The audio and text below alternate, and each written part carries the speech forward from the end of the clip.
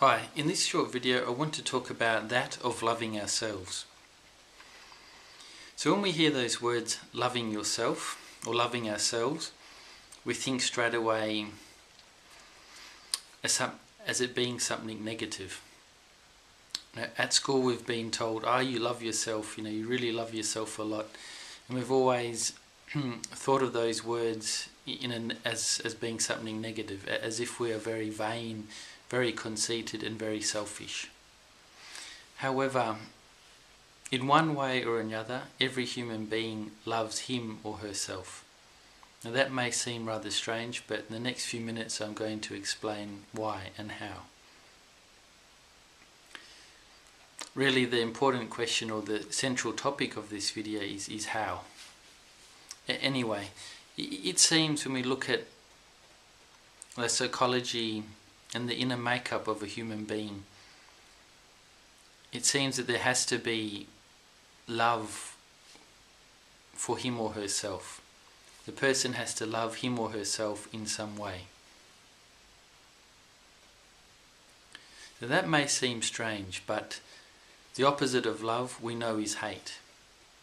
And we know that some human beings do hate themselves, but it doesn't seem right that people hate themselves. So if you're not hating yourself, then what are you doing? It has to be the opposite. We have to be loving ourselves. Perhaps in a healthy way, or perhaps in an unhealthy way. Perhaps in a very noticeable way, or perhaps in an unnoticeable way. But nonetheless, for a human being to feel fine, to feel well in his or her skin, in some way that human being must be loving, liking, being comfortable with him or herself. Even just to be in one's own company, one has to be at ease with oneself. And all of these things, at ease, comfortable with, familiar with, relaxed with, enjoying a pleasant time with, are only a few steps away from love. When we love someone, certainly we feel at ease, comfortable, relaxed, happy, agreeable, pleasant in their company. And so exactly the same thing with ourselves. So if we're not hating, then we must be loving. While a smart person may say, okay, neutral.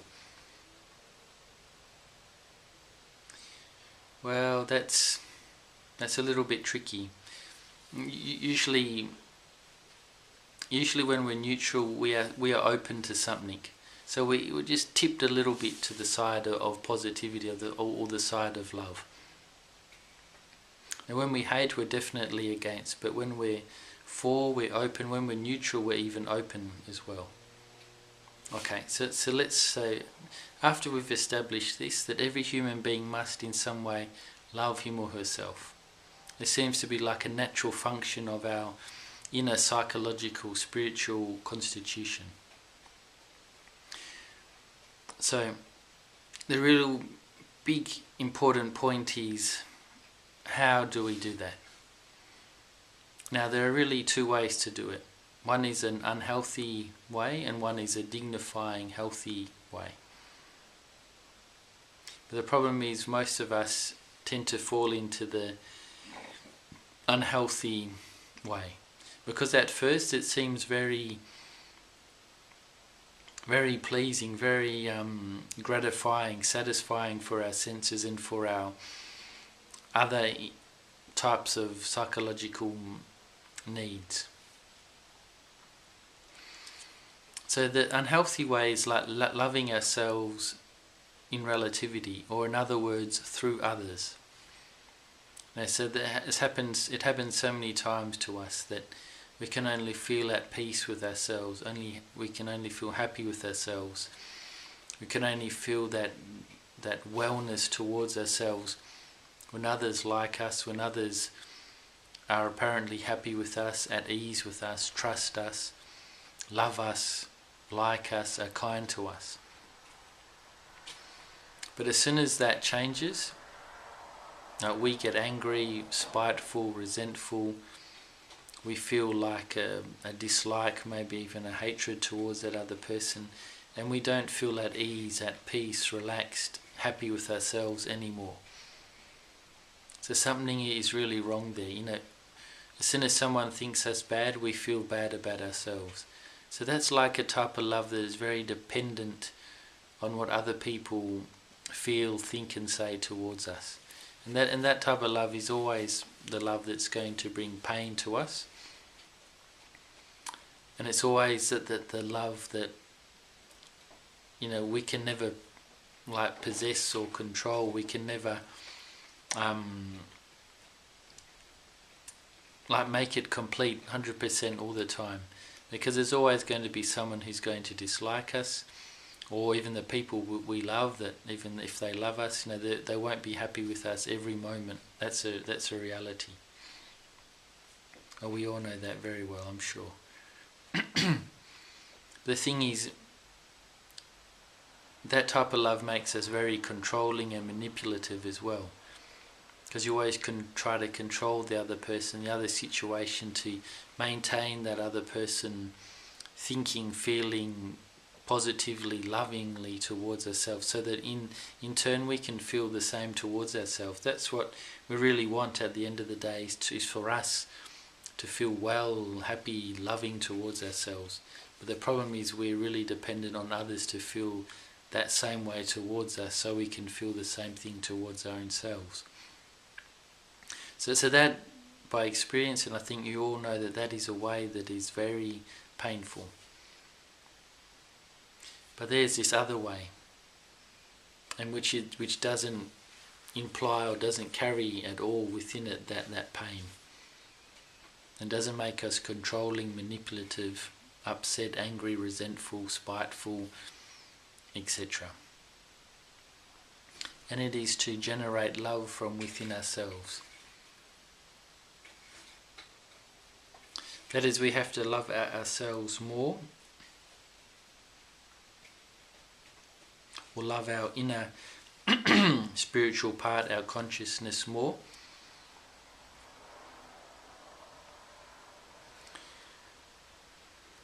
But so we have to generate that love for ourselves. That love for ourselves must come from ourselves. We must be like the source of that love.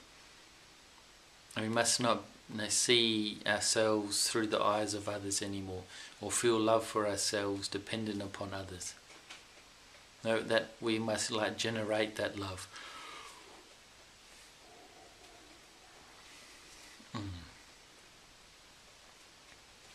So really that is the key. That love for ourselves must come from ourselves. So that's really a lot easier said than done. Now we really may be in pain because, say, another person rejects us, doesn't love us, etc. And then we remember these words: I have to love myself, from myself, by myself. Then the big question is, how do we do this? So we have to do something. We have to act within ourselves. We can't just do nothing, or go to meditate and get a blank mind. That can help. That of course displaces all those thoughts that are producing that pain. But the next time that happens, next time we get rejected, we're going to feel exactly the same, in exactly the same way. We will feel the same pain, everything. So the key is to act within ourselves. That is to generate that love. And we have it within us. All we have to do is evoke it and amplify it and direct it. So if we begin to think about ourselves as being a consciousness, and that consciousness is connected to an inner divinity, and that we've done good things during the day. If we go over our day, see the good things that we've done, how we're able to dress ourselves, eat breakfast, be polite, kind to others, how we didn't cause others problems, we didn't hurt anybody, And we may have at one point in the day, but it wasn't the whole day that we're doing that. We did do some good things. And if you can find the things that about yourself that you find good, that you find lovable. That we may love another person for exactly those same things that they do, and we have those same things within us. So when you start to see all those things, the positive, good sides, the lovable side of yourself, that then you're going to feel in a different way. You're starting to generate that love for yourself. And that is what we want to feel within ourselves, that love for ourselves. That feeling fine within ourselves, even though we are rejected. So when we get rejected, it's like we don't want to be back with ourselves. We find that like offensive or lonely, or we feel abandoned. But when we're rejected, we come back to ourselves. And really that's all we have in the end, is ourselves. But within ourselves is our essence, is our monad, is our being. And that is really the thing that can make the big difference for our future, for our spirituality is there within our real being. So in a way, rejection is like a gift. It takes us to remember our being once again. Because when we're with another person, receiving their love, we forget our being completely. And we sort of get lost in it all, and we do crazy things just to make that person love us more, and to keep that person loving us. We spend vast amounts of money, do things we don't really want to do things we wouldn't normally do, agree to things we wouldn't normally agree to, eat things we normally wouldn't eat, spend money on things we normally wouldn't spend money, do things we don't like doing, etc, etc, etc. So we really forget ourselves when we become a slave to that relative type of love, that love that is dependent upon others.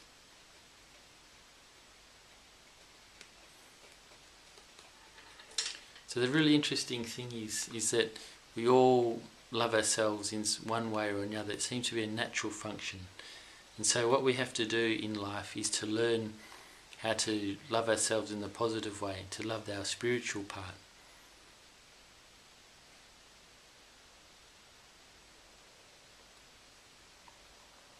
And when we do that, things start to change bit by bit. The more love we generate for our spiritual part, and the more we see that loving our spiritual part, we're getting closer to our spiritual part. We see that with our spiritual part is the way that we can really become complete. Not by being complete through another person loving us, but we happen to complete ourselves. And there may be a big urge, a spiritual type of urge within us to acquire, to possess that inner type of love. Because if we want to be happy, or want to be loved, in some way we have to possess it. We have to possess love, we have to possess happiness. And we can never possess happiness or love if it depends on others. That is an impossibility. Okay, so I hope this video has been useful in some way. Thank you very much for watching, and please stay tuned for my other videos. Thank you very much. Bye.